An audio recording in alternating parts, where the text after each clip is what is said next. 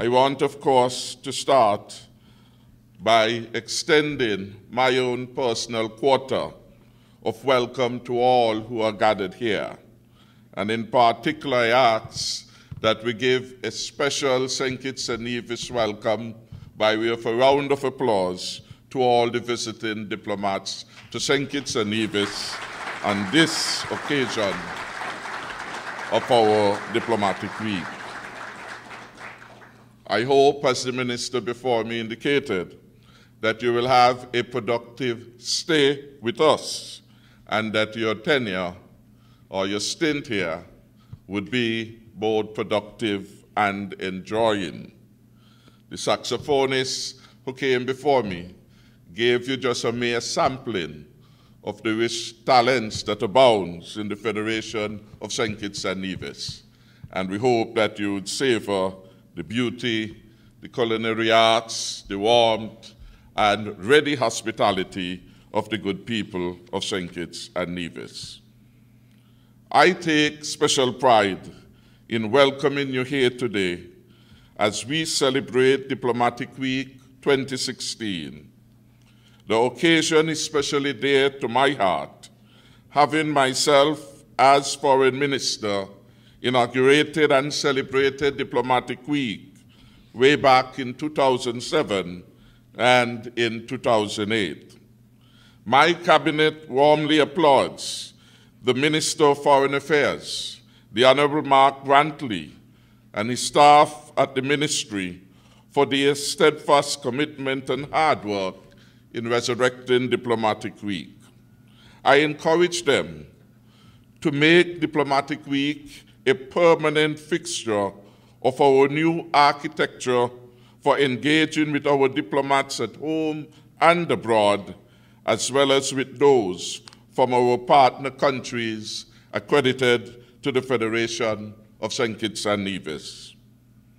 My friends, forging and maintaining diplomatic relations is integral to this government's commitment to people empowerment and to fulfilling our prosperity agenda. Diplomatic Week is a reflection of that intention by building strategic partnerships and strengthening networks critical to ensuring sustainable growth and economic development. Diplomatic Week reminds us that on attaining independence and securing membership in the United Nations, we are committed to be a responsible member of the international community. We are committed to contribute to a world that is safe, that is secure, and prosperous. This week reminds us that we need stronger relations and relationships all over the world to assist us as a small nation to make a difference in the world and to make a difference in our federation. The many transnational issues which have challenged the world, like terrorism, climate change, correspondent banking, the OECD harmful taxation initiatives, abject poverty, and the 2030 Sustainable Development Goals remind us that every country needs the support of others. The Federation of St. Kitts and Nevis is no exception in this regard. I congratulate and thank our diplomats, the functionaries of St. Kitts and Nevis at home and abroad, for their continued vigilance and hard work in advancing the priorities of this government in promoting our national interests. No doubt you understand that your appointments are a call to dedicated and effective service in the development of this nation.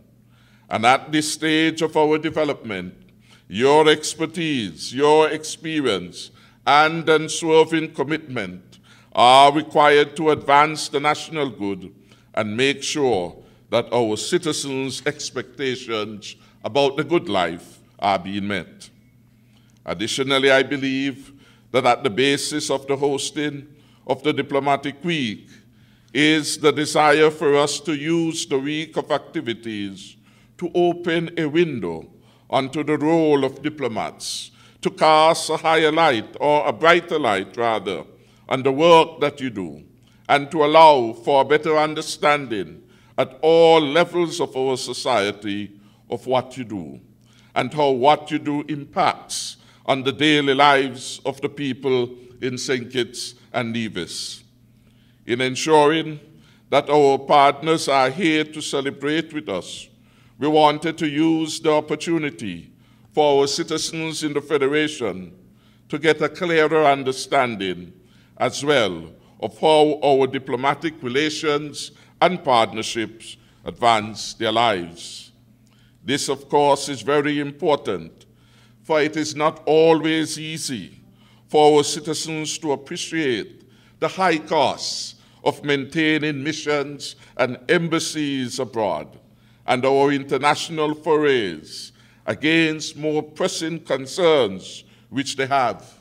For example, they may have an urgent need for improved sports facilities, better schools, hospitals, and healthcare in general. And we have to ensure them that in part through our own diplomatic efforts, these needs and more could also be facilitated. I am especially pleased with the inclusion of an engagement with the young people at the Clarence Fitzroy Bryant College and the Nevis Sixth Form. I am reliably advised that the encounter yesterday witnessed some spirited and interactive discussions. My government will continue to encourage these kinds of engagement and partnership with our young people as part of our collective responsibility for good and inclusive governance, and in working consciously and proactively to build the national prosperity agenda. Our approach to development is undergirded by consultation, engagement, enlightenment, and involvement of our citizens. Since development is an intergenerational construct, we value the views, the opinions, and perspectives of our young people in St. Kitts and Nevis, who, under 35, constitute some 65% of our population. In opposition, we stress the importance of building strong relationships rooted in mutual trust, respect, and partnership. In government, this Team Unity administration has moved quickly to build trusts, to mend fences, to build bridges, and to establish new partnerships. I commend Minister Bart Grantley for his steadfast efforts in this endeavor and in expanding our international diplomatic and consular footprints. All these elements are extremely important because we are committed to an open, transparent, effective, and strategic diplomacy. This, ladies and gentlemen, is informed by the fact that we live in a fast-paced global and interconnected world where our people's needs and expectations of their leaders continue to evolve.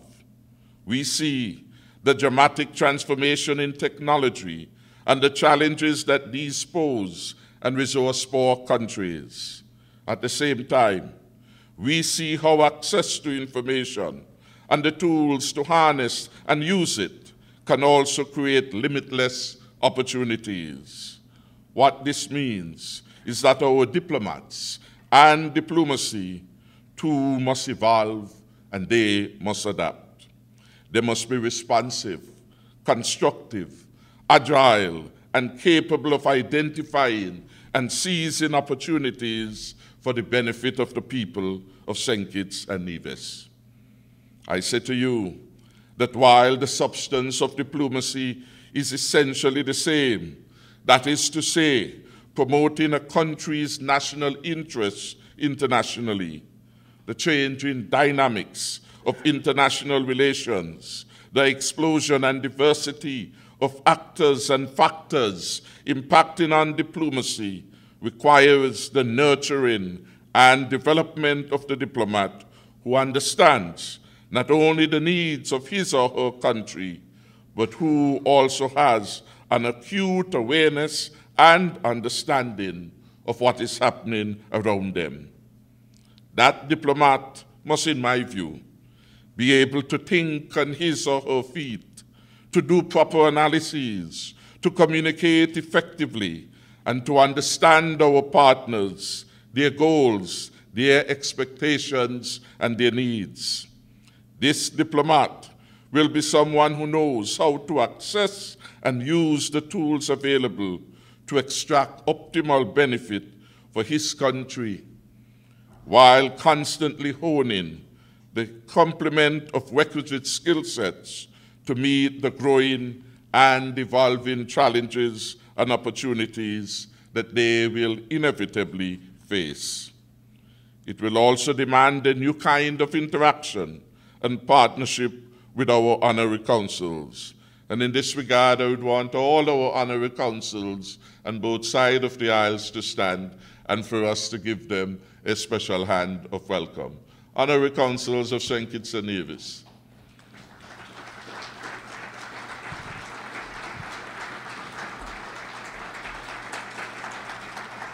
Thank you very much.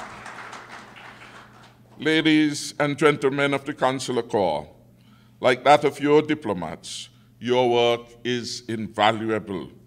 But to maximize your access and presence where we do not have a physical diplomatic presence, it is critically important for our ministries to ensure that your work is better informed by the national priorities, more closely scrutinized and evaluated to make sure that your efforts build strategically on and complement the work of our diplomats.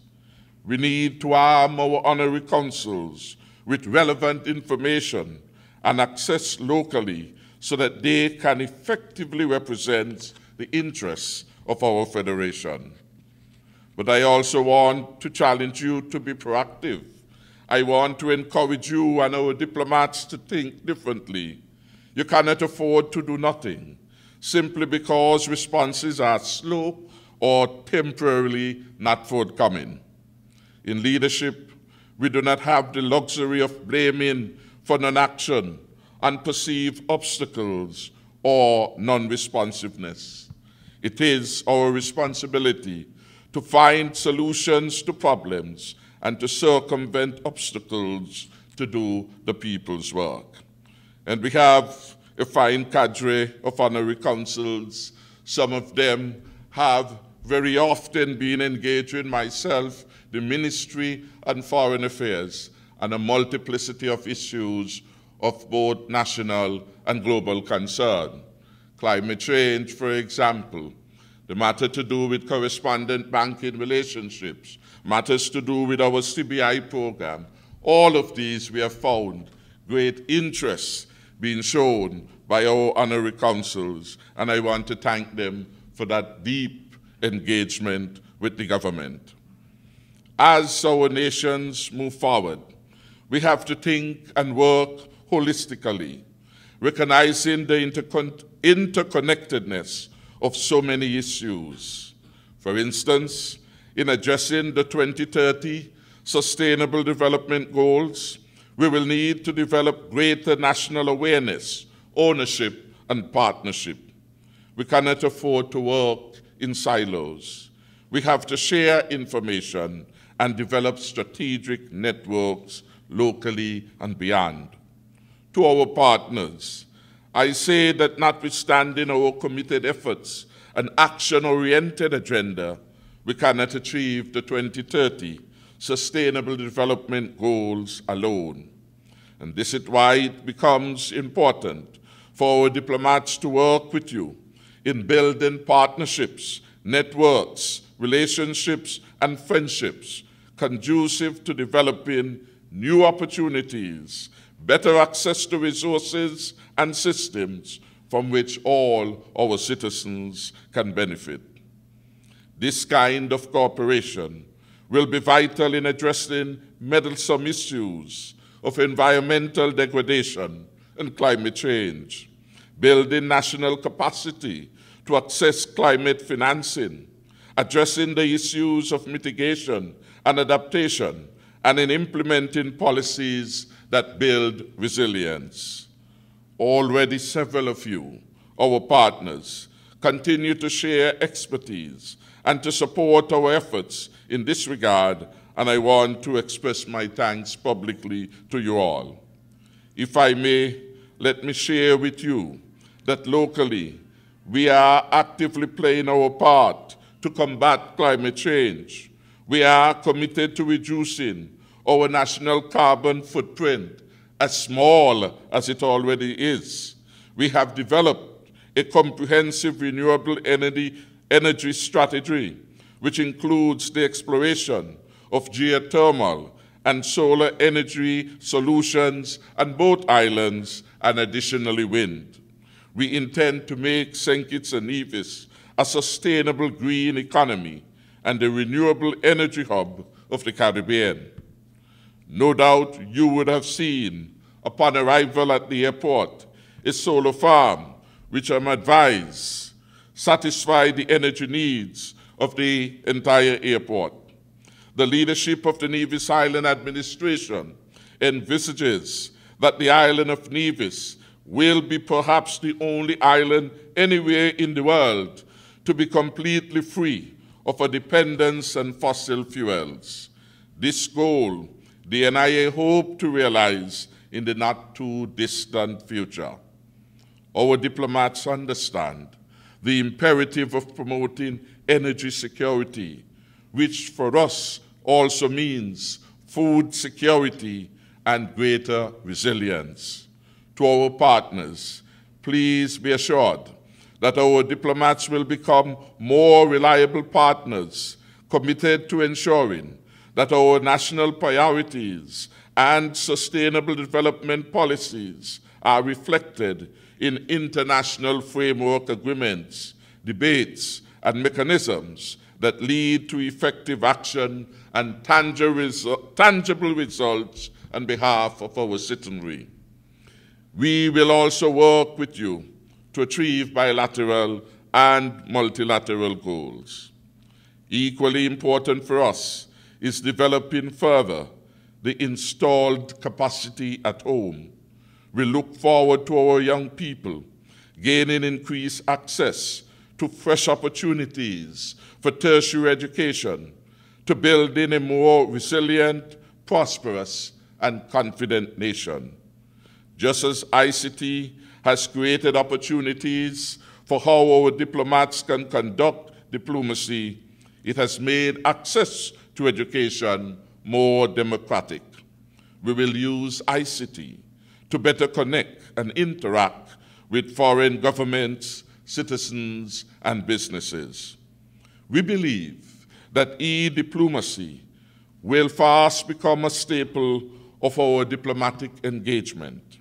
I am pleased to learn that the Ministry of Foreign Affairs has linked beautifully technology and diplomacy by offering you on Friday an opportunity to take part in a capacity-building exercise on e-diplomacy. I am advised that this exercise will be conducted online by the Diplo Foundation based in Switzerland. We are grateful to CS Global, based in the United Kingdom, for offering to fund this specific component of Diplomatic Week. Could we give a hand of appreciation to CS Global? The realization of the capacity-building exercise is an example of diplomatic, academic, and private sector partnership, which is indicative of what we hope to achieve going forward. Modern-day diplomacy is not only government to government, but also government with the public and civic sectors. Our increasingly interconnected world and the interrelationship of issues demands networking, partnership, and agility. I want to commend the support of the local business community and to thank them for their readiness to cooperate and partner with the Ministry of Foreign Affairs to ensure the success of Diplomatic Week 2016. In closing, I wish you all a very productive and successful Diplomatic Week. May our representatives leave here with a clearer understanding of their roles, expectations, and the national priorities. We expect that they will be more effective interpreters and communicators of the national development agenda. And to those partners that have joined us for the course of this week, it is my sincerest hope that we can move forward as stronger partners and better friends. Thank you very much for coming out to Diplomatic Week, and may it be a very good model for others to follow. Thank you again very much. We have heard from some of our diplomats and honorary consuls and what they are doing for St. Kitts and Nevis in forging new partnerships and strengthening networks for sustainable growth and economic development. We also heard from the Minister of Foreign Affairs, the Honorable Mark Brantley, and the Prime Minister, Dr. the Honorable Timothy Harris, and their support for our diplomats, our honorary consuls, and charge d'affaires throughout the world who are helping to build and to promote St. Kitts and Nevis. The history of Diplomatic Week is a collaborative effort, and the staff of the Ministry of Foreign Affairs and that of the embassies and permanent missions and high commissions around the world must be commended.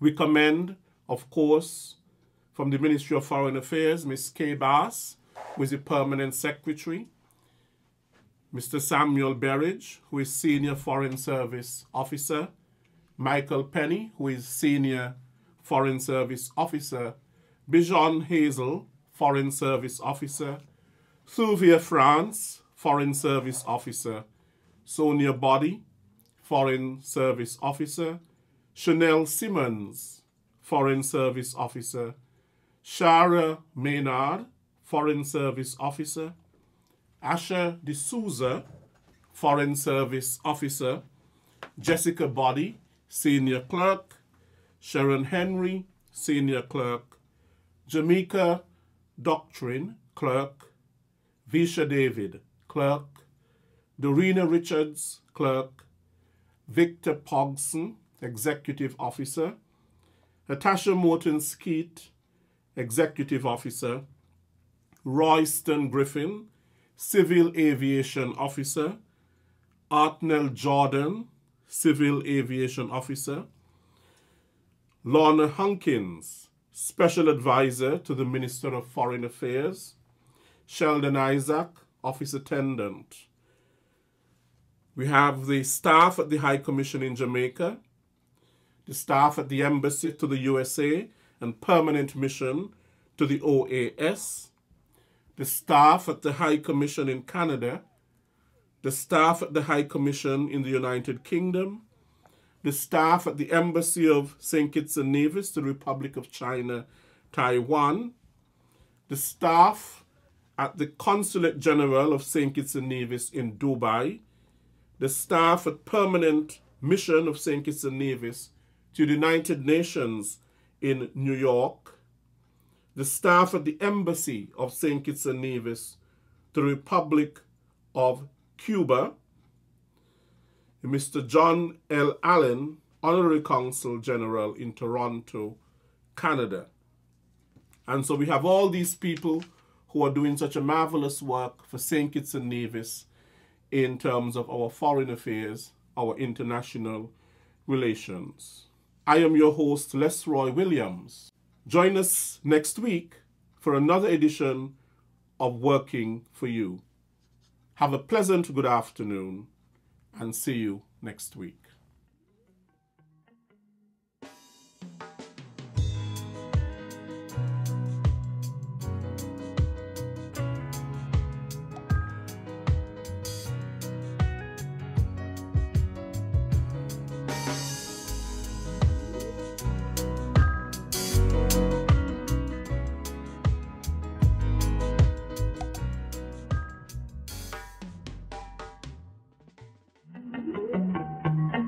Working for you.